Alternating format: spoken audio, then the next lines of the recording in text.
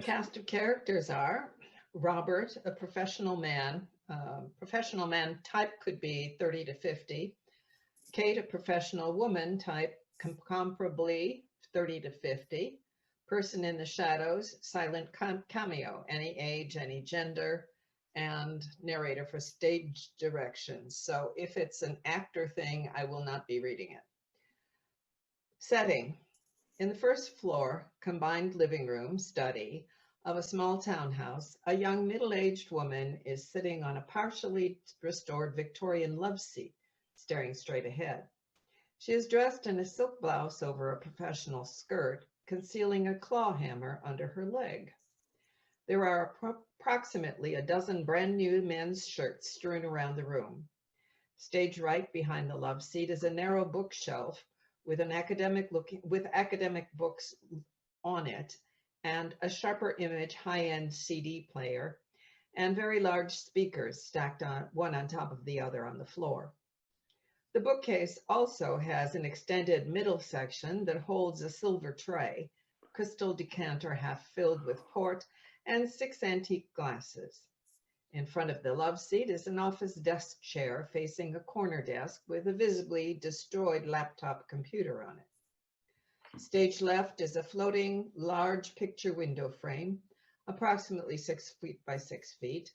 On the other side of the frame, virtually unseen by the audience, stands another person holding a camera, seemingly recording the scene in the apartment. The flower duet from Lakme is playing for a full 2 minutes, fairly loudly before Robert's entrance. He enters from stage right with his keys in one hand and pointing his flip cell phone at Kate as if it were a pistol in the other.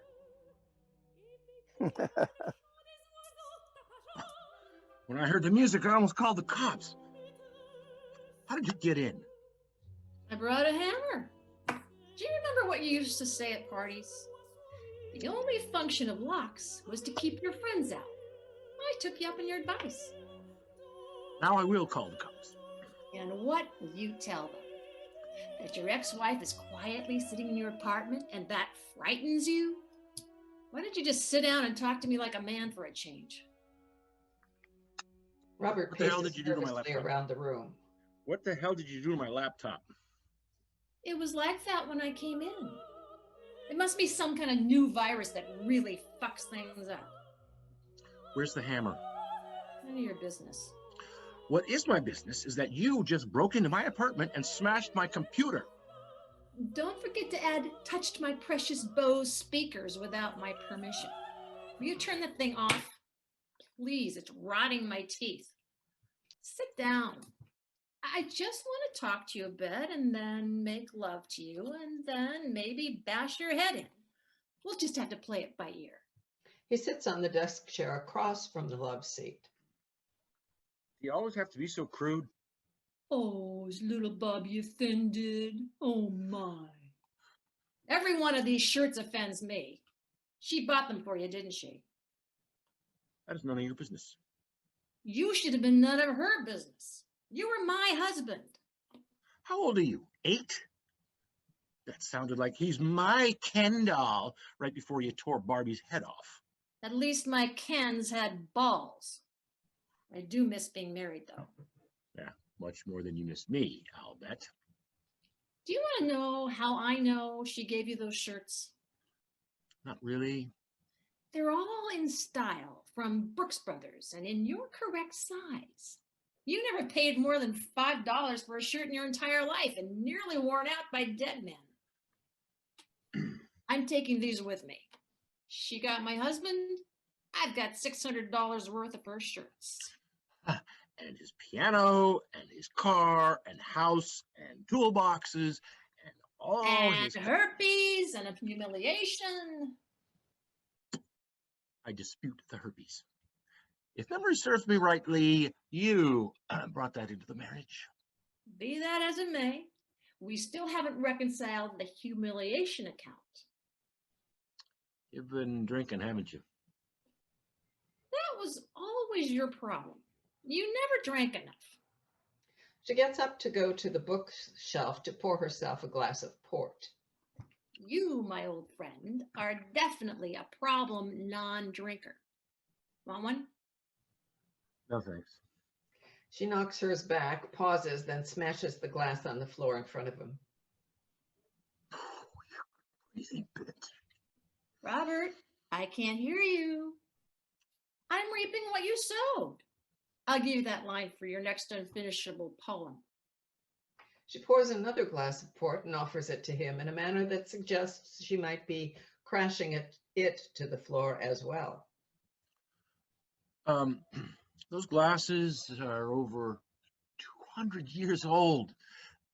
They're all I have left of my family. May they finally rest in pieces. And she throws his wine-filled glass on the floor next to the first one. Now we're getting even. You smashed all the family I wanted to have. Are you talking about me? She goes back to the bookshelf and smashes a glass to punctuate each word. I am talking about you, asshole. Robert gets up to reach her before she destroys the last glass. He doesn't get there in time. He throws her back down on the love seat. What did you ever want from me? I wanted to walk down the Champs-Elysees holding onto your arm when we were 80. It was her tits, wasn't it? Did she kiss your birthmark? When was the last time you looked at my breasts? She slowly takes off her blouse, revealing an expensive bra, which she is about to unhook.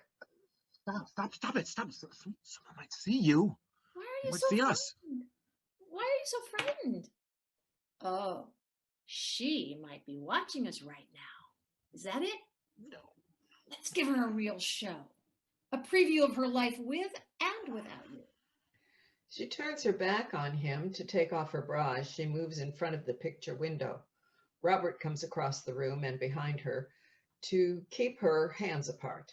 They freeze frame pose, becoming interlocking statues. My arms across your shoulders, holding your hands apart forever, the shard of glass from your wrist, sculpted by Bernini into a world of our own.